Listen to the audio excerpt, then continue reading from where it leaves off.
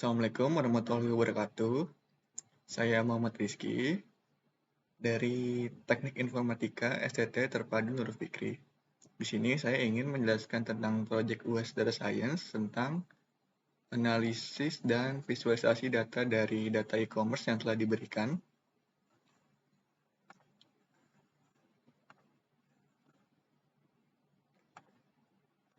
Isi dari presentasi ini yang pertama ada pendahuluan, penjelasan singkat dataset, tujuan analisis, exploratory data analisis, hasil analisis dan visualisasi, serta yang terakhir adalah kesimpulan.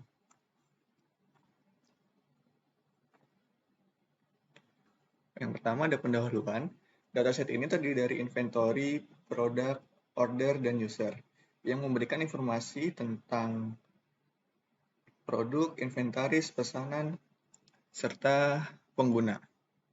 Analisis data adalah proses yang penting dalam memahami tren, pola, dan wawasan yang tersembunyi di dalam dataset kita.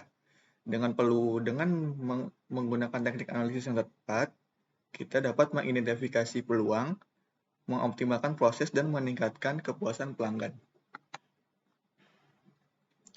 Dari 4 dataset, di sini saya hanya menggunakan 3, yaitu dataset produk, order, dan user. Nah, yang berikut adalah dataset inventory yang terdiri dari 12 kolom.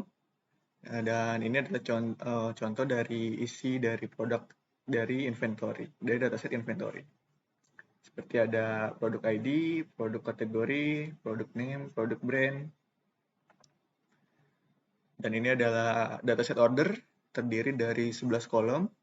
Di sini ada order ID, user ID, status, terus created ad, shipped ad, delivery ad, return, dan sell price. Lalu ada produk. Produk terdiri dari 9 kolom dan ada kolom cost, kategori, name, brand, retail price, departemen, SKU, dan lain-lain. Lalu ada dataset user yang terdiri dari 15 kolom. Di sini ada gender, email, first name, last name, address, postal code, city, country, longitude, dan longitude. Tujuan dari analisis ini, setelah melihat deskripsi dari dataset tersebut, di sini saya memiliki 3 trend point yang ingin disampaikan pada proyek ini. Yaitu yang pertama, menganalisa kategori produk paling populer berdasarkan total penjualan. Yang kedua, menganalisa pola penjualan setiap bulan seperti periode puncak penjualan, waktu pengiriman rata-rata, dan perilaku pesanan pelanggan.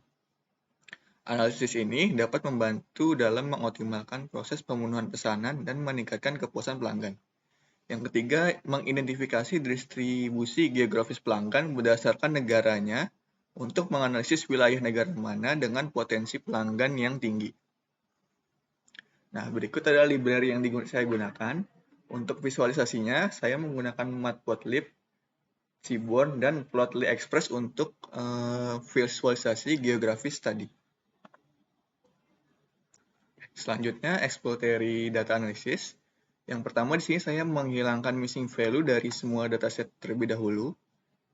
Dengan saya drop missing value-nya. Setelah itu saya mengubah tipe data pada kolom yang diperlukan penyesuaian. Di sini ada price, di kolom price pada dataset produk kita ubah menjadi numerik. Lalu ada created date dari kolom order dan shipped date dari kolom order. Itu kita ubah menjadi date time. Lalu latitude dan longitude kolom pada dataset user kita ubah ke numerik. Lalu selanjutnya adalah hasil analisis dan visualisasi dari trend point yang sebelumnya. Yang pertama ada analisa kategori produk paling populer berdasarkan frekuensi penjualan.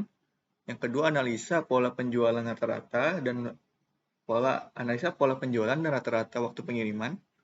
Yang ketiga mengidentifikasi distribusi geografis pelanggan berdasarkan negaranya.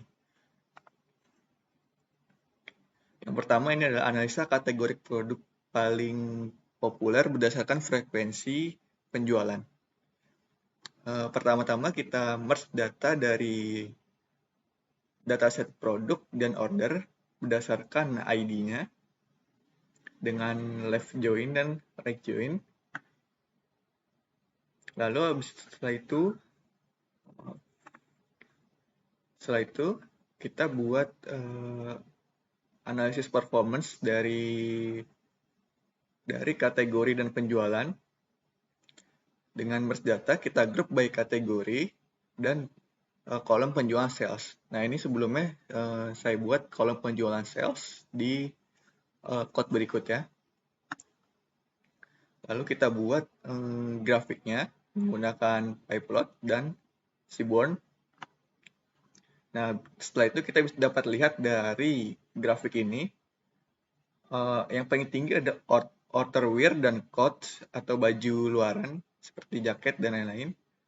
Ini terdapat lebih dari 250.000 penjualan dan diikuti oleh jeans dengan lebih dari 230.000 penjualan, lalu ada sweaters, dan yang paling kecil yaitu clothing sets. Lanjut, setelah itu analisa pola penjualan dan rata-rata waktu pengiriman. Kita mencari di sini periode puncak penjualan berdasarkan monthly sale atau penjualan per bulan. Pertama kita buat dulu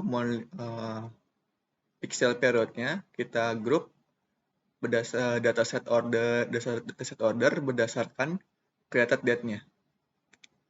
Lalu kita menggunakan date to period. Ini M yaitu month. Lalu setelah itu kita buat grafiknya menggunakan line plot. Dan bisa kita lihat di sini.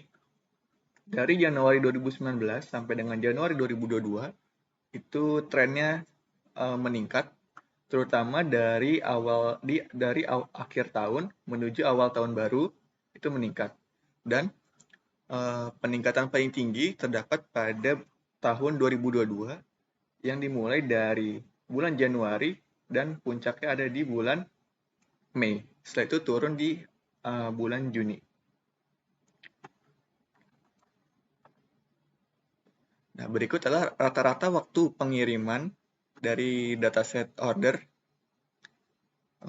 Pertama kita ubah dulu ke date time. Formatnya ada si kolom shipped date dan delivered date. Lalu kita hitung shipping time-nya. Di sini kita buat kolom baru, itu kolom shipping time dengan cara kolom delivered date dikurangi dari kolom shipped date. Dan kita ubah ke dalam hari. Lalu kita hitung rata-rata waktu pengirimannya. Yaitu dengan kolom order shipping time dan kita hitung rata-rata dengan min. Hasilnya adalah average shipping time dari dataset ini sebesar 2,2 hari.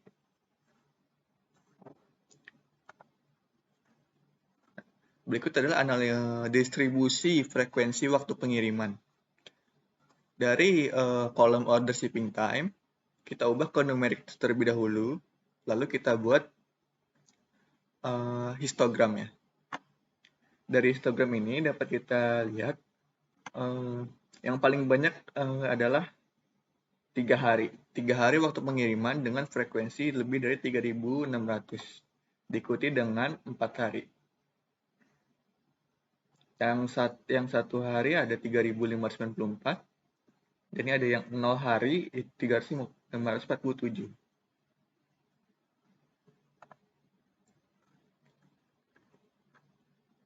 Selanjutnya adalah frekuensi penjualan berdasarkan user dan total pesanan. Pertama kita hitung dulu penjualan dengan mengalihkan sales price dengan shipping time. Nah, ini yang saya bilang tadi, saya buat kolom sales di dataset order dengan mengalihkan kolom sales price dengan kolom shipping time. Setelah itu kita grup dataset order dengan kolom user ID dan order ID. Setelah itu kita hitung total penjualan untuk setiap pengguna Dan juga kita hitung total penjualan untuk setiap pesanan. Setelah itu kita buat visualisasinya menggunakan histogram. Di sini customer yang membeli hanya satu barang terdapat lebih dari 7.000 customer, dan yang paling sedikit adalah yang customer yang membeli 4 barang itu tuh masih di bawah 1.000, dan juga customer yang membeli 3 barang itu masih di bawah 1.000. Paling banyak hanya satu barang dan diikuti oleh 2 barang. 2 barang ada sekitar 2.000 lebih.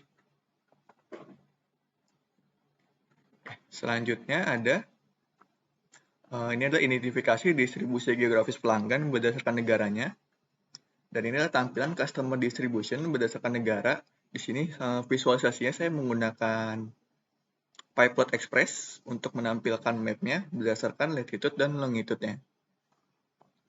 Di sini bisa kita lihat juga ada legend dari country-nya. Jadi kita bisa melihat negara mana yang paling banyak user melakukan transaksi penjualan. Di sini ada Amerika Selatan yang terdiri dari seperti Brazil, Argentina, lalu ada China di bagian Asia, Jepang dan Korea, lalu ada Australia.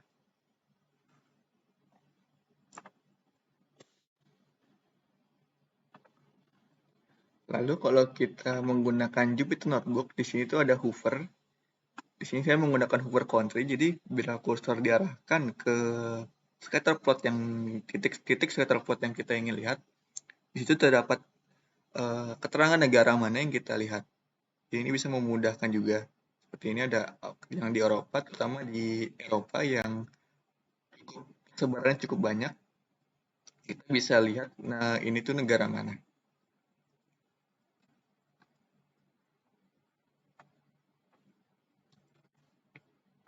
Kita lanjut. Lalu ada total penjualan dari seluruh negara. Ini berdasarkan negaranya, total penjualannya, grafik total penjualan berdasarkan negara. Pertama kita merge data user dan order terlebih dahulu berdasarkan ID-nya. Lalu dari merge data tersebut kita group berdasarkan country dan sales price. Lalu kita buat bar plotnya. Di sini bisa kita lihat total penjualan. Kita bisa lihat total penjualan terbesar ada dari negara China dengan 197.000 penjualan, diikuti oleh United States dengan 137 penjualan. Dan yang paling kecil adalah ada Colombia dengan hanya 83 penjualan. Kesimpulan dari hasil analisis yang sudah didapatkan sebelumnya dapat disimpulkan berdasarkan analisis monthly sales, penjualan meningkat pada bulan Desember sampai dengan awal tahun di tahun berikutnya, dan terus meningkat setiap tahun. Lalu, berdasarkan hasil analisa total penjualan berdasarkan negara, dapat disimpulkan negara China dan United States sebagai negara dengan penjualan paling banyak. Dari data tersebut, bisa kita gunakan untuk mengoptimalkan promosi pada bulan-bulan tertentu dan negara-negara tertentu dengan tingkat penjualan yang tinggi. Oke, sekian penjelasan dari saya. Kurang lebih mohon maaf. Wassalamualaikum warahmatullahi wabarakatuh.